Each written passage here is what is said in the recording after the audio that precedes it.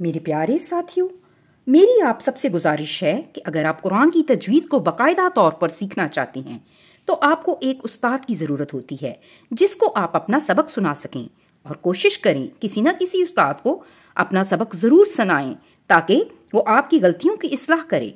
और अगर आप प्राइवेट तौर पर तजवीद सीखना चाहते हैं तो वीडियो में दिए गए नंबर पर ज़रूर राब्ता करें ताकि हम आपका सबक सुनें और इस्लाह करें और कुरान की तजवीद के असूल भी आपको डिटेल से समझाएं।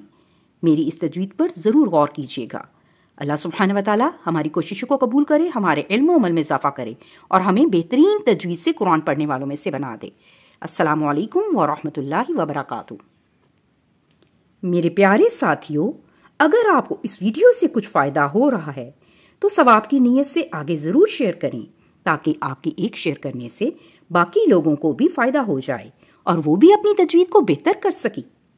वीडियो पसंद आए तो लाइक करें और सब्सक्राइब का बटन भी ज़रूर दबाएं ताकि मेरी हर आने वाली वीडियो आपको सबसे पहले मिल जाए। जज़ाकल्लाहु खैरन कसीरा।